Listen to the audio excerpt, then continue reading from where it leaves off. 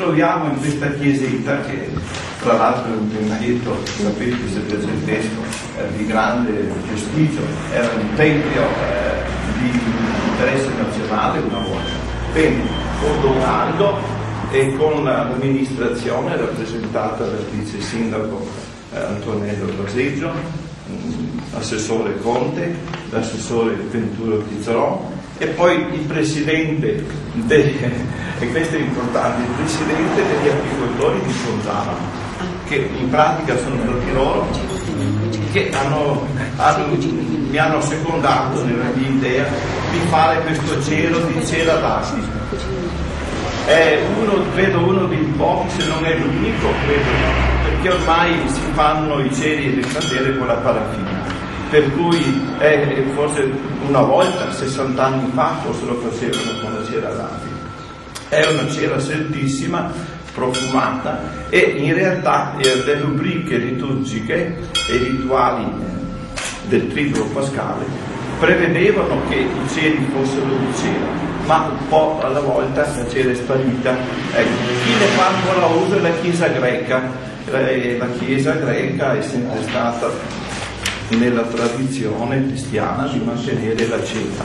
Ecco, il gruppo che mi ha aiutato in questa impresa, diciamo un'impresa perché era la prima volta che si lavorava alla cera, nessuno conosceva bene i segreti, la tecnica per fondere la cera. È stato in particolare Fernando Giamoner e il signor Guarandri, diciamo, che sono apicoltori ormai consumati da molti anni. Ecco, abbiamo lavorato circa una settimana per fare questo cera. E credo che adesso sono orgogliosi giustamente di averlo fatto. Non è riuscito proprio tecnicamente perfetto, ha un po' i segni dell'artigianalità. Sì. Ecco. Però è un pezzo gesto, è un pezzo. Poi il suo pregio. Sì. Poi Bertilo Rossi che ha messo assieme gli assi della croce. Era difficile perché un anziano, un vecchietto, mi aveva comprato i legni che si trovano sul greto del Chiave, quelli ledigati dall'acqua, e è riuscito a fare la croce curva e poi inserirla nel cielo. Ecco. I grani di incenso che dovrebbero essere messi nei 5 buchi, quindi nei 5 angoli e in centro della croce, e rappresentano le 5 piaghe di Santa Madre Ghisa. C'è stato un filosofo che ha scritto, Antonio Rosmini, ti ricordi? Certo. Le 5 piaghe. Sì. E allora rappresentano le piaghe e verranno infisse proprio nel cielo dal sacerdote il sabato. Possiamo né accenderlo perché non è detto, abbiamo solo voluto presentare alla comunità e agli amministratori del comune tramite il comitato di Borgoruga, che è rappresentato dal presidente Corrado Bettio e dal bravissimo Elio Provediano, che è il custode e sono sempre sollecito nell'aiutarci in questi piccoli eventi. Ecco, cosa devo dire? Che il cielo è un grande simbolo, è il simbolo prima di Cristo risorto, vero? Quando si illuminerà con la sua fiamma il sabato notte nella veglia pasquale, ed è anche il simbolo della unione delle chiese, dell'unità delle chiese occidentale, la chiesa latina e la chiesa orientale.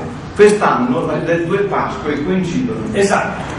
Se non erro. No, non erri, perché proprio ieri si è venuta un'ortodossa che viene a confessarsi qui, perché noi possiamo andarci a confessare da un prete ortodosso e loro possono, e mi ha detto: sono contenta perché la Pasqua quest'anno, cosa piuttosto rara, coincide proprio nello stesso giorno.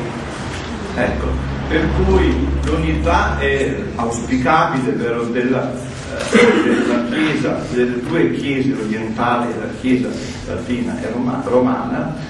Speriamo che col tempo cancellino i risentimenti, eccetera, che ormai quasi da un millennio vanno avanti, ecco, e si possa arrivare all'unità. Il cielo, che è di cera d'api, rappresenterebbe questa unità simbolica. Poi da San Bartolomeo lo porterò nella parrocchiale di Palermo, dove Don Aldo lo conserverà.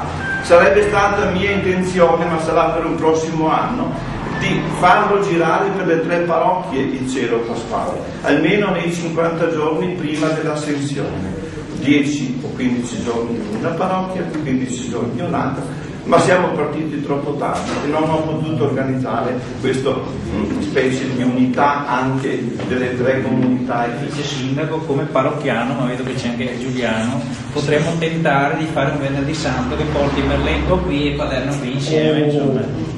Come Ponzano è un po' lontano, ma Merlengo potrei anche farlo insieme. Anche se solo il cielo è stato ideato a Ponzano.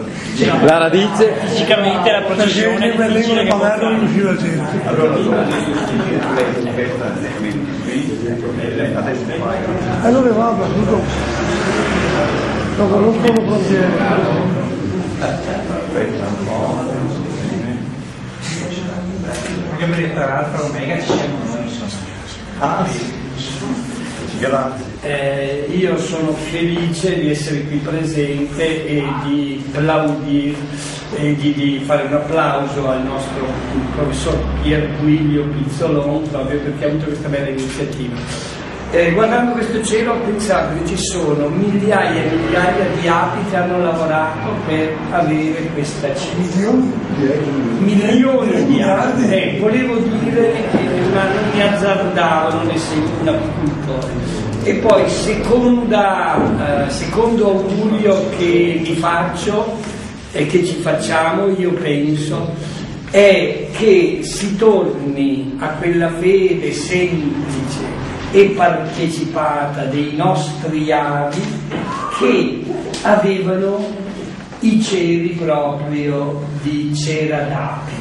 Ecco, quindi questo cielo che ci fa riandare nostalgicamente ai tempi andati, faccia rivivere quella fede che è riuscita da parte delle api da sempre di costruire e di permettere la costruzione di questi cieli, ma da parte degli abitanti di queste parrocchie di costruire pietra su pietra, quando si mangiava dal sì al no un pezzo di polenta con qualche fico secco e ci si sfamava così, però avevano un cuore grande e la fede ancora più grande che ha permesso di costruire i campanili e le chiese delle nostre parrocchie, che ritorni che quella fede che si riaccenda un cielo, ma anche la fede nel cuore di tutti. Grazie. Ecco, adesso facciamo le foto, facciamo l'applauso al cielo.